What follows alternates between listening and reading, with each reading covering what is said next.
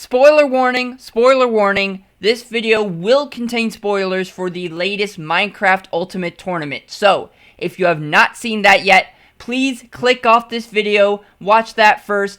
Thank you very much. Cool. Great. Where were we? Oh, yeah.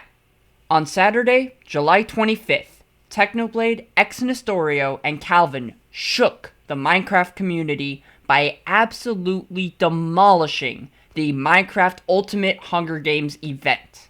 For those who don't know, Minecraft Ultimate is a massive Hunger Games for roughly 220 streamers, YouTubers, etc. These YouTubers and streamers are put into teams of 4, and their audiences can donate to give them advantageous items in-game. During this most recent installment of the event, the aforementioned team of 3 amassed a total of 116 eliminations, which was over half of the entire 223-person field. So how were they able to accomplish this feat? Probably because they are PvP gods, and even with one fewer player on their team, was the strongest team in the entire event. I mean, seriously, come on. No one stood a chance. But I bet you've already heard about the exploits of these 3 legends. I mean, that's literally what everyone has been talking about for the past day or so. What I want to know, and what I want to ask you guys, is what would have happened if this team, this unstoppable force of a team, hadn't existed? You see, this team actually wasn't supposed to happen. The original team was Nestor, Calvin, FaZeJarvis, and FaZeKay. However, FaZeJarvis and FaZeKay decided to quit, I believe, 2 days before the event started, so they brought Techno in as a last-minute sub. So there's a very realistic alternate reality in which Technoblade did not participate in the second Minecraft Ultimate, and instead, this original team went on as planned. And so I want to find out, what would the outcome have been if Jarvis and Kay had not quit? Now let's start by looking at this original team, okay? Nestor and Calvin still would have been a formidable duo. They are PvP legends, they are the best of the best, they still would have been able to hold their own. However, FaZeJarvis and FaZeKay, they're part of the FaZe clan, right? They don't play Minecraft. They play games like Fortnite, or Overwatch, or... oh. And while I think this team still could have pulled off the victory, I don't think they would have been the favorites. So I went and found 3 teams that I thought had a realistic shot at becoming your Season 2 Minecraft Ultimate Champions. Here they are. First, I decided to look at the Season 1 champions, Stimpy, aka Marcel, and Rizzo TV. Rizzo couldn't make it to this tournament, he had something else to do, but Marcel was still here, so you'd think, with a former champion, this team would do pretty darn well, right? Well, I'm just kidding. They did manage to get a few kills early on in the game. However, as time went on, each one of Marcel's teammates was eliminated by their opponents, until all 4 of them were in the Gulag, a 1v1 parkour race where the winner would be respawned back into the game and the loser would be out forever. And I think by this point Marcel had basically given up any chance of winning, because during the Gulag, during the 1v1 parkour race, he started eating chips. So I think we all know how that went. Now, the important question is, would this team have fared any better had Technoblade not been in the tournament? And I believe the definite answer is no.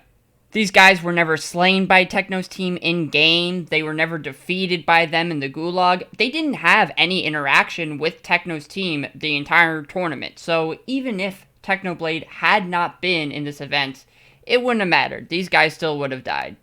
Therefore, let me direct your attention to the next team that we will be analyzing, the quartet of Austrian Gaming, Let's Hugo, Steggy, and Witch Tiger. Wait, hold up, how is that pronounced? Wichtiger. Wichtiger? Wichtiger? Wichtiger. Wichtiger. Okay. And it means more important, by the way, which is the best name ever. Now, I had never heard about these guys before this tournament, but maybe I should have, because their top killer, Wichtiger, got 11 eliminations, the 4th highest behind this big three. Him and his teammates managed to pull this off by getting geared in iron armor very early on, and then using an elytra to fly around the map and destroy anyone that they saw. Quite similar, actually, to how Technoblade and his team managed to demolish everyone, just to a lesser extent.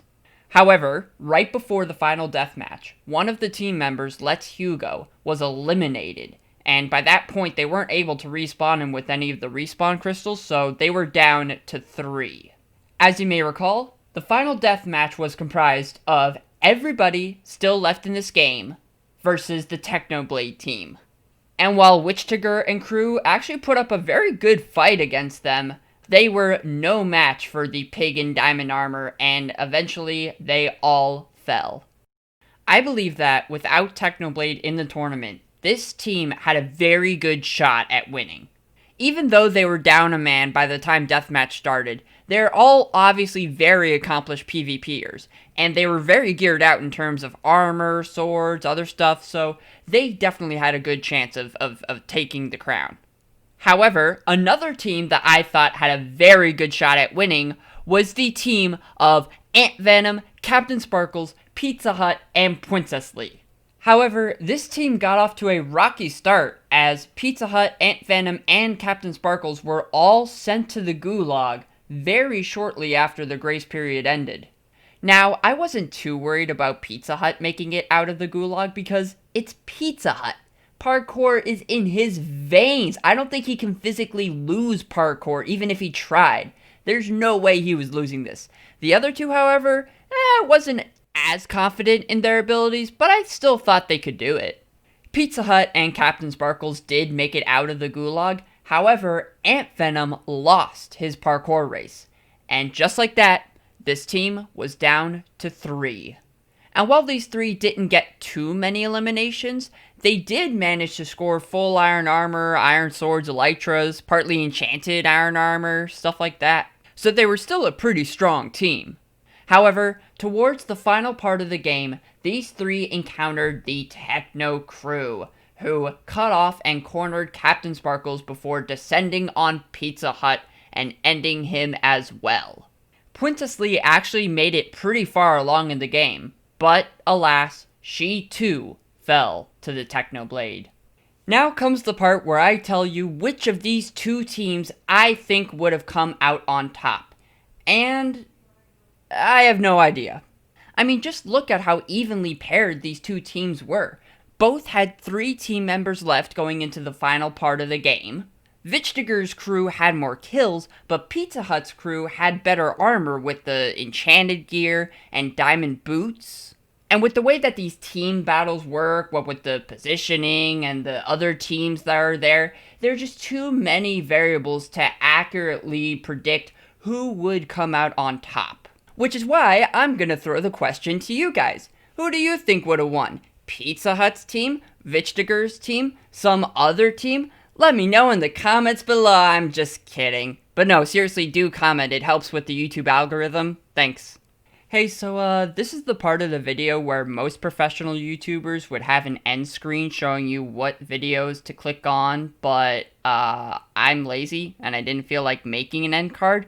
So if you could just click on my channel and go watch some of my other videos, that'd be great.